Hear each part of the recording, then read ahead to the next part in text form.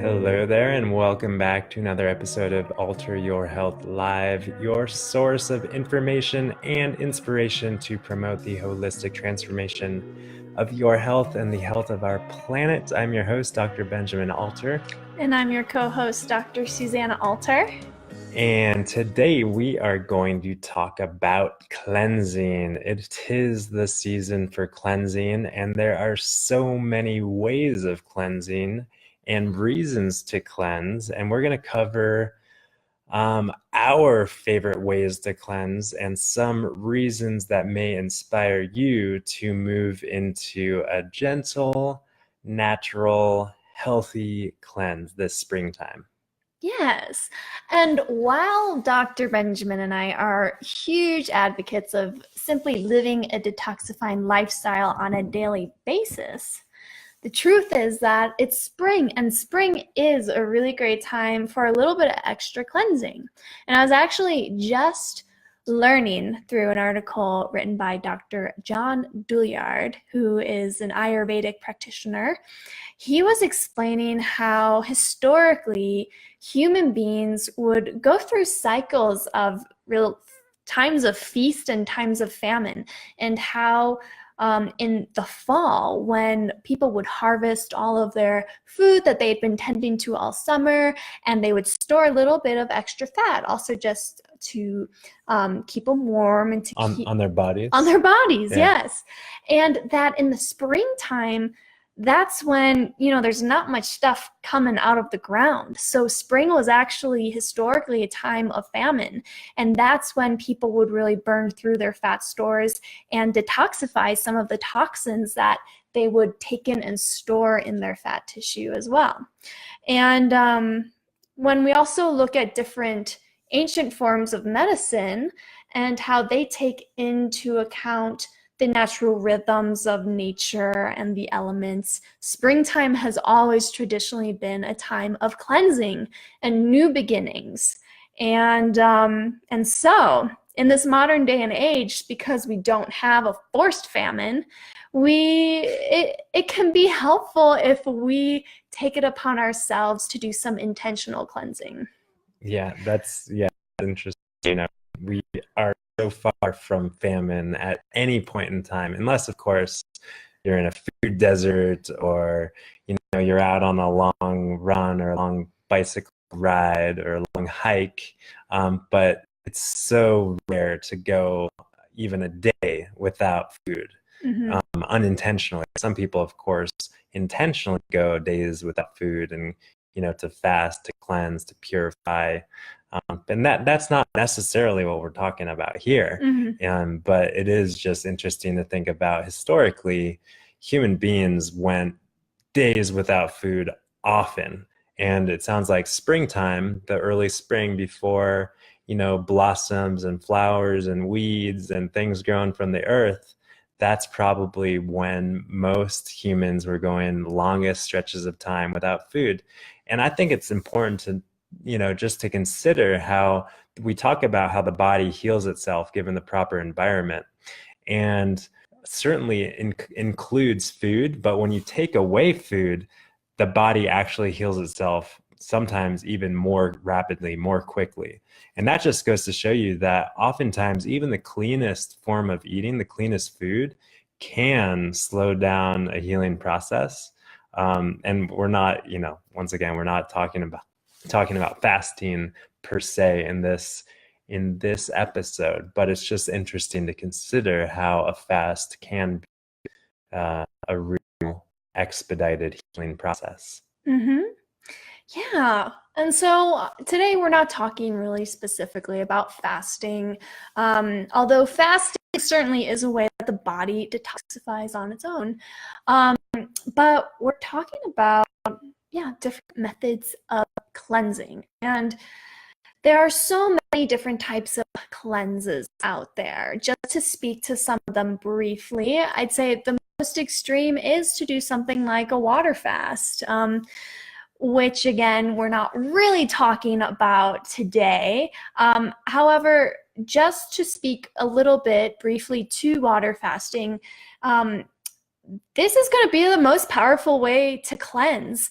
And when I mean powerful, it's really going to stimulate the liver to start releasing toxins. And that can be good or it can be bad. If you're someone who's like relatively been living a clean lifestyle and eats a clean diet, then the rest of your emunctories, which are our detox organs, like our kidneys, your genital kind of system, our skin, our bowels, our respiratory system. If you're relatively healthy, these emunctories will be able to keep up with the amount of waste that your liver is letting go of and help to totally just eliminate that out of the body. However, if you are someone who lives in a toxic environment, is taking in food with lots of toxins, taking in water with lots of toxins. And also on pharmaceutical medications of any sort. Yeah. Yeah, doing a water fast just right away could actually stimulate the liver to release so many toxins that actually get backed up and just continue, reabsorbed into the liver and continue to circulate throughout the bloodstream and can actually cause harm to other organs in the body because your kidneys and your bowels just can't keep up with eliminating that much toxin at one point. So on a water fast, not that we're talking about water fasting, but I guess we're getting this out of the way before we dive into what we really want to talk about. But if we are going onto a water fast, it is, despite how healthy and clean you're living, it is really important to prepare the body in ways to detoxify, primarily by bulking, by having some sort of bulking diet where you're eating a lot of fiber to get the bowels regular, you're drinking a lot of water to flush the kidneys, all of these things that really prepare and prime the body to eliminate and dump all the toxins that will be dumped once we stop eating. Because when you stop eating, you go into a catabolic state, a state of breaking down. And that's actually, breaking down doesn't sound good, but when we're talking about the intention of a cleanse, that's what we're trying to do, is break down all of the old, damaged, outdated stuff in your body that needs to be, recycled, repaired, regenerated, and then built again from fresh, new ingredients. Yeah. So with all of that being said, I think I would certainly encourage, if people are interested in water fasting, that they do so with support of a practitioner, because it's a pretty serious thing. Yeah. And if really the gold standard, as I see it, for water fasting is the True North Health Center in Santa Rosa, California. It's an inpatient facility where that's pretty much all they do. So if you are if this conversation is sparking some sort of interest and curiosity, I would check out True North Health Center in Santa Rosa, or we'd be happy to talk to you more about that. Yeah. And so, we haven't really highlighted all of the benefits that can happen from water fasting, because we're not talking about that in this podcast, even though for some reason we are. But there are really amazing benefits, really amazing stories of people reversing disease and really restoring their health. So I think a water fast is definitely for people who are further down the disease process, in whether it's heart disease, diabetes, cancer, obesity, anything like, down the path some degree. A water fast might be a good option for me and Susanna and kind of the average Joe who's more or less pretty healthy. It's probably a little bit of an overkill, a little extreme. And when it's not done properly, knowledgeably, it could lead to more harm than good. So that's maybe the end of... Okay. We got that out of the way. And right. Moving forward, we're going to be talking about cleanses involving lots of juicing, and also cleansing involving being very mindful about what foods are coming into the body. Yeah. Should we start first by talking about like a liquid cleanse? Yeah, let's talk about a liquid cleanse, or a juice fast, or juice feast. Juice feast, juice fast, liquid cleansing. The idea behind that is that we're giving the digestive system, more or less, we're giving it a rest, because so much energy goes into the metabolism and breakdown and absorption of nutrients from your gut to fuel the cells. So if we just give the body really clean, pure fuel source, such as juices and smoothies and liquids that have nutrients and calories, although a small amount, then those nutrients and calories can kind of go straight into the bloodstream, straight into the cells to fuel, to power, to repair, to restore all of the benefits of cleansing. But we are not giving the body any food, whole food, to break down with enzymes, to metabolize.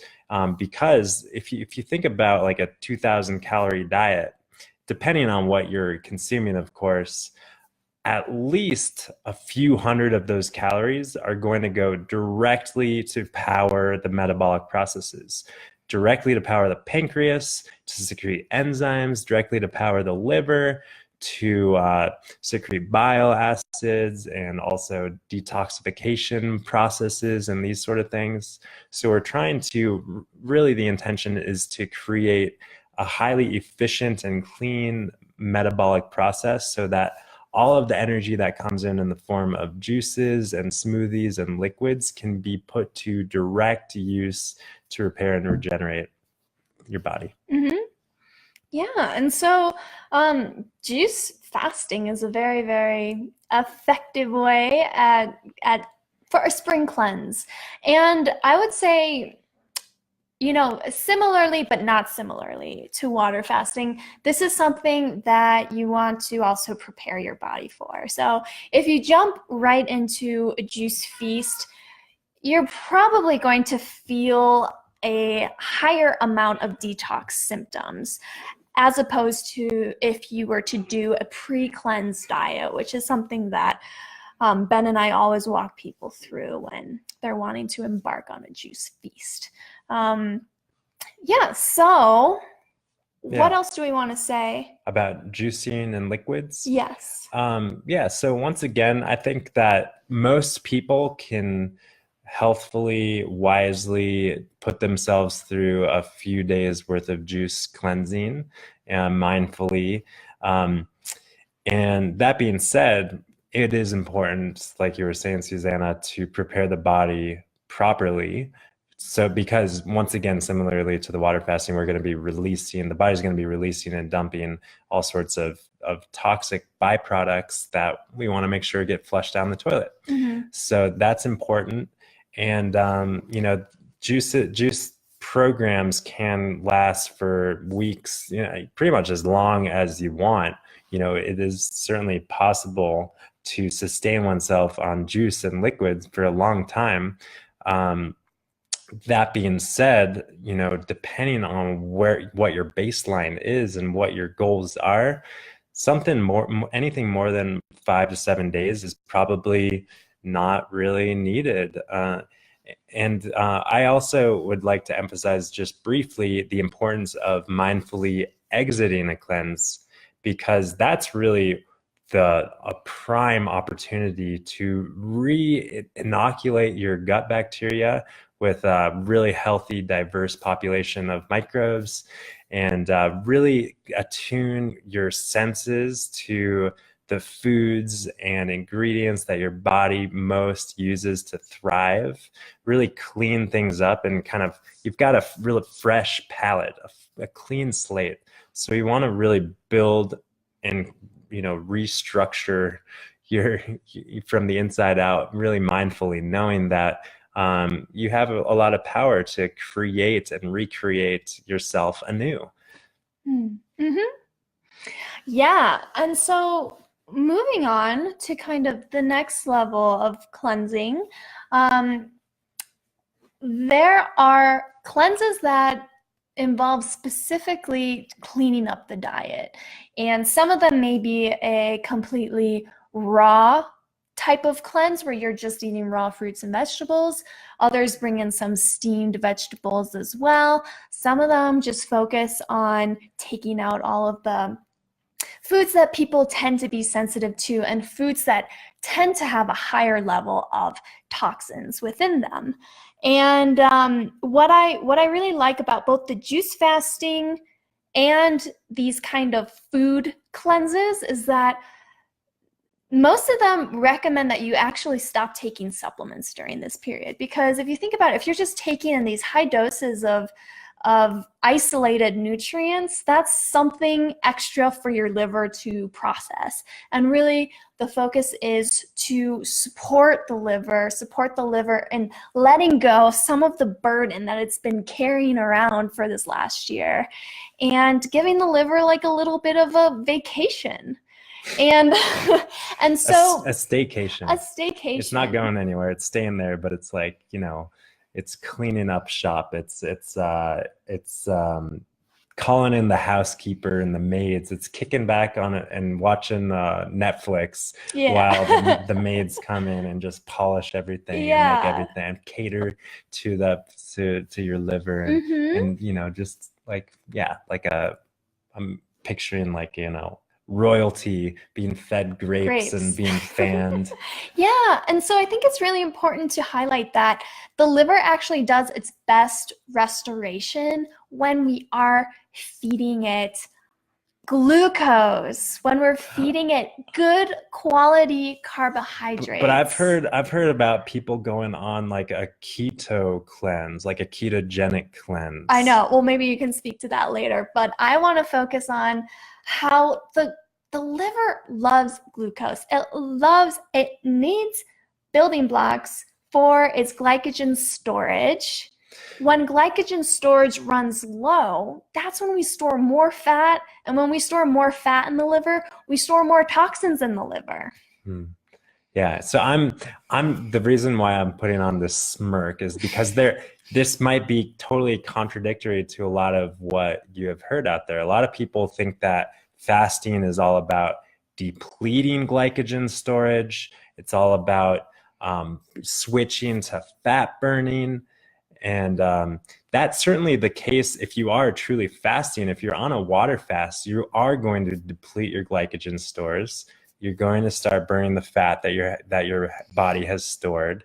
But if you're approaching your cleanse from a nutritive perspective, a regenerative perspective, then you're going to want to make sure that your liver is actually totally replete, totally stored with glycogen, good clean carbohydrate sources.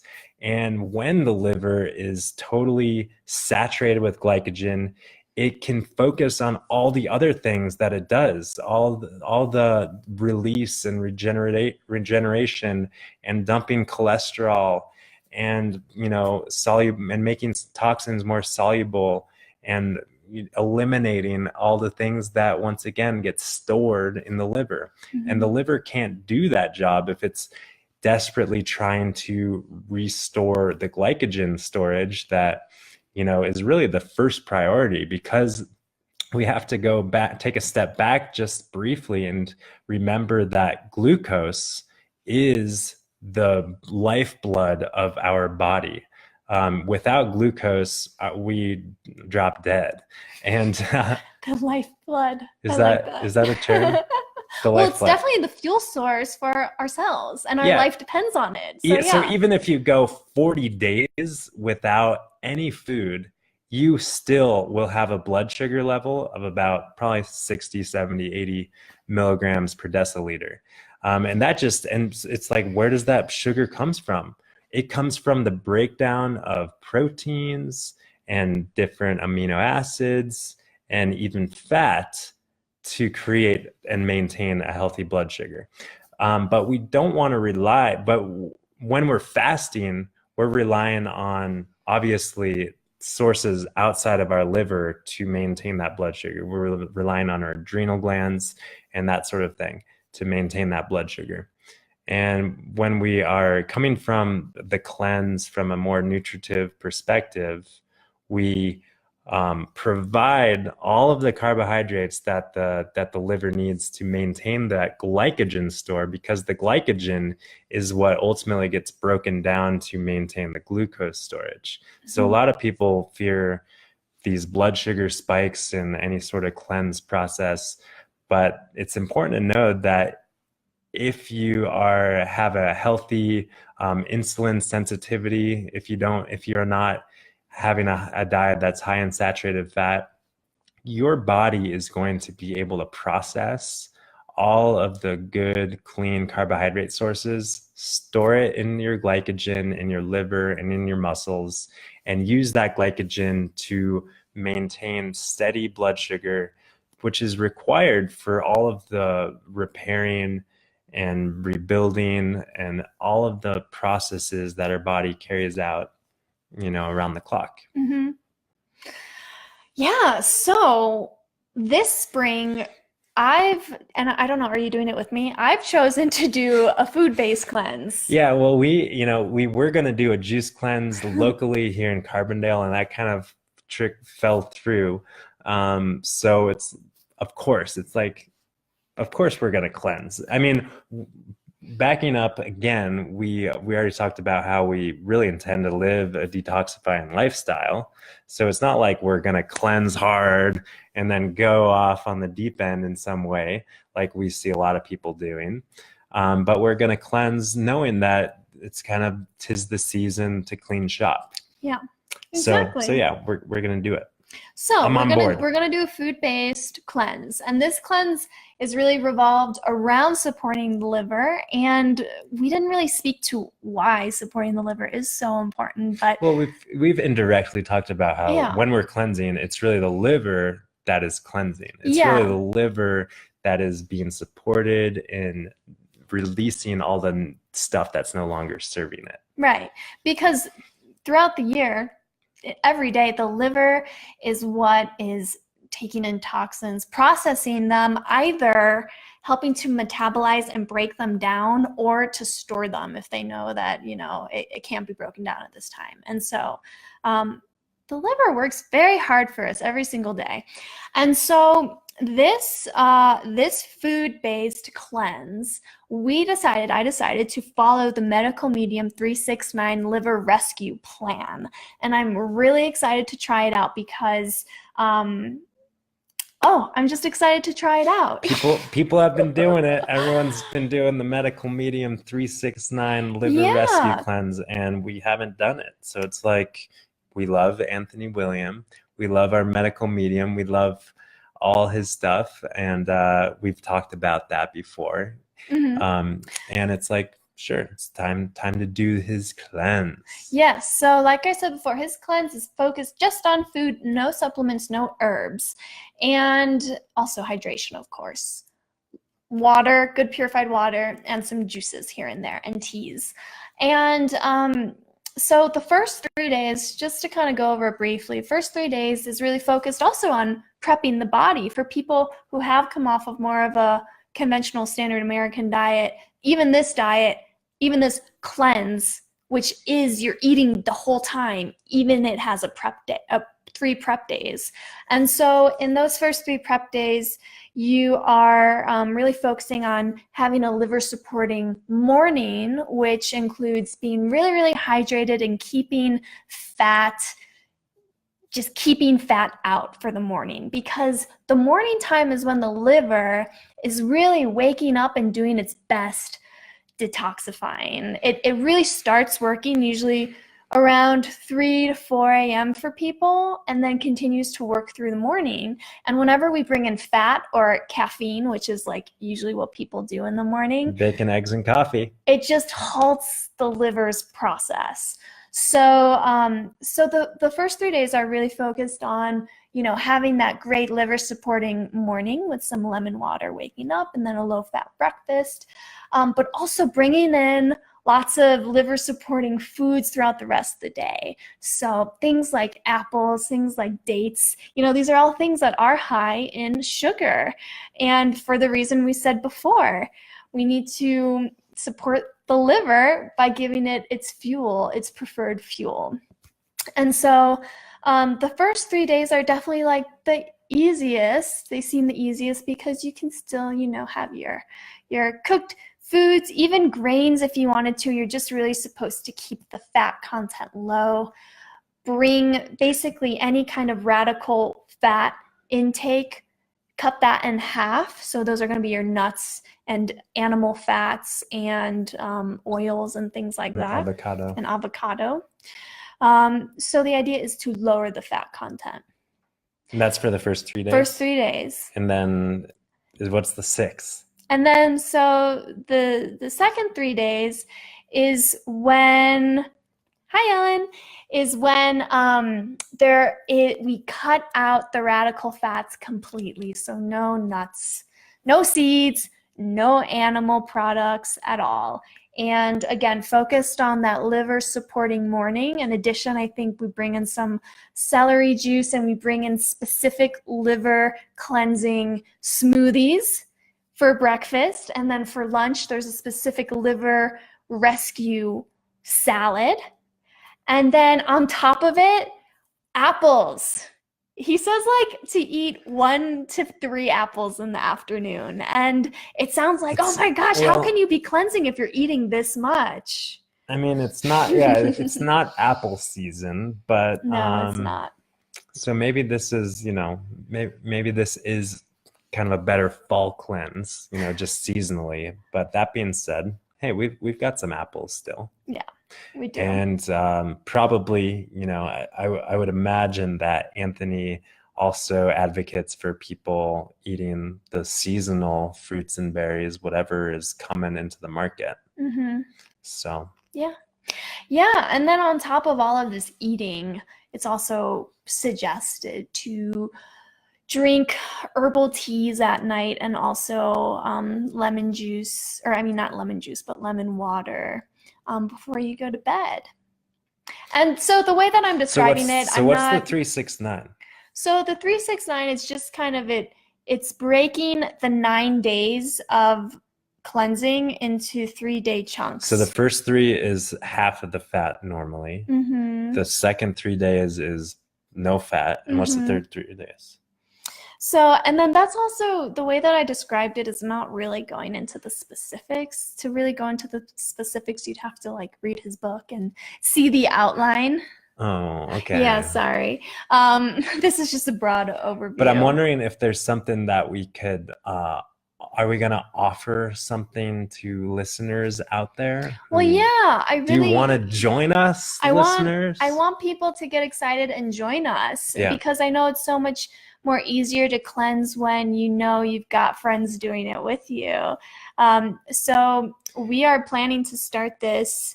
We're going to start on Monday? We're going to announce the date. No, not this Monday, but I think the following Monday. Okay. Yeah. And we'll announce the date. So make sure you follow us on Instagram and can see when we announce this. Yeah. Do you guys follow us on Instagram out there? It's we're at alter.health is the, Alter Health Instagram account, and then at Dr. Susanna Alter and at Dr. Benjamin Alter. So listeners out there, stay tuned on Connect on Instagram and cleanse with us. And I don't know, maybe we'll create a hashtag and get together in that sort of way as well. Yeah, so the last 3 days of the cleanse are the really scary days. No, I'm just kidding. You still get to eat all the time. And it's just, it's focused on less cooked food, more raw food, more juices, more apples. And then the last day, what makes the last day different is that it is a mostly liquid day. So you kind of end in a bang. Okay. Yeah. Cool.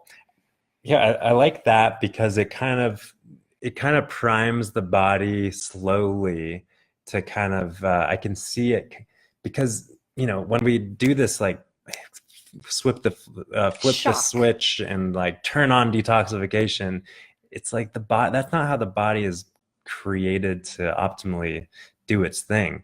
The body likes these kind of gentle rhythms and fluid changes, and I see the 369 cleanse kind of really gradually taking the body and healing the body in this fluid kind of rhythmic sort of way.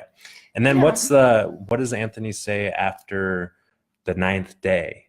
after the liquid day? Does it like go back to? Back to eating a good wholesome diet. Okay. Yeah. And so, I see this cleanse as being so perfect for the ultra health lifestyle. If you're living a detoxifying lifestyle, it's like you don't need some big, dramatic spring cleanse, but something gentle like this is going to be really what's most effective and best long term. Mm-hmm. I think I do hear and see a lot of people failing with cleansing because the cleanse itself was so extreme that afterwards they felt depleted and they felt like they couldn't have control over their cravings and they would just, Yeah. go and binge on something. Well, and we did a couple episodes ago, we were talking about all of the, YouTube vegan celebrities who kind of fall off the bandwagon or whatever the phrase is because they go into these extreme restrictive sort of processes for long periods of time rather than just a few days, really intentionally to give the body just what it needs and not anything more, to gently repair and revitalize itself.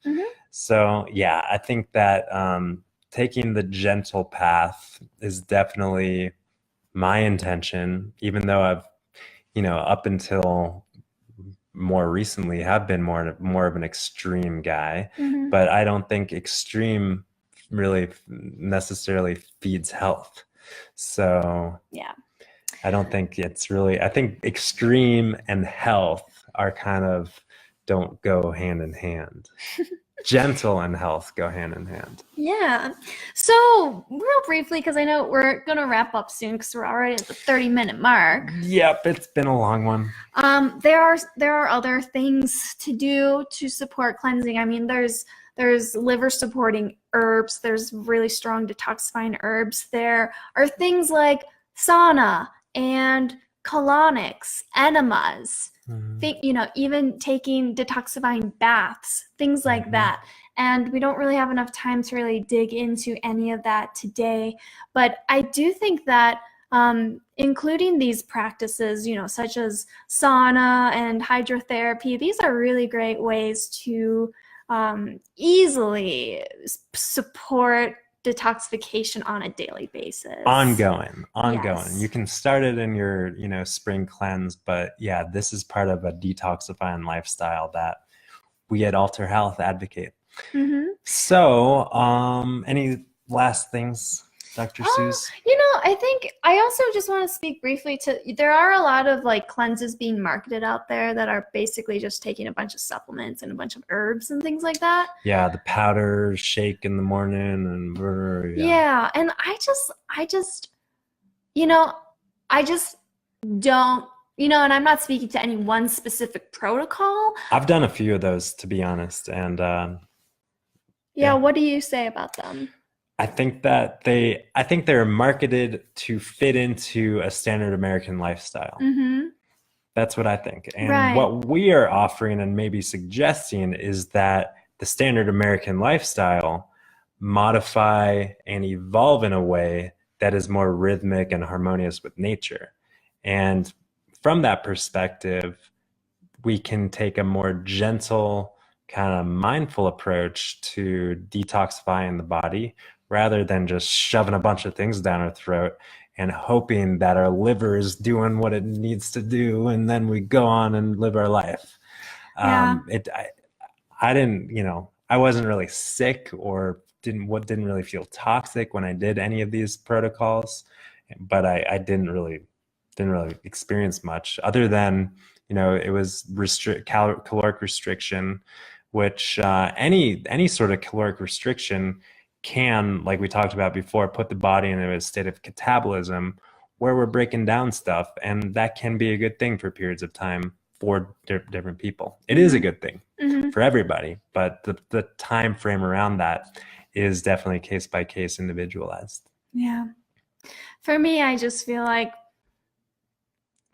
living the detoxifying lifestyle is the most the most powerful thing we can do this day and age because we are living in an environment that is increasingly toxic. So we can't just reserve our cleansing to spring. It's something we need to, Totally. be aware of every day. Totally. Yeah. So that's my stance. And also, I'm excited to do a little bit extra gentle cleansing with this 369. And I hope you guys consider joining us because the more the merrier. It's like totally free. You don't need to, we're not trying to sell you anything. We just want to, we just want to create a little community around this. So get on board on Instagram or Facebook, and we, feel free to reach out with any questions, but we'll start in like 10 days, is it essentially? Mm-hmm. Yeah, essentially. Like, I think it's April 27th. I don't know. Something like that. Mm-hmm. So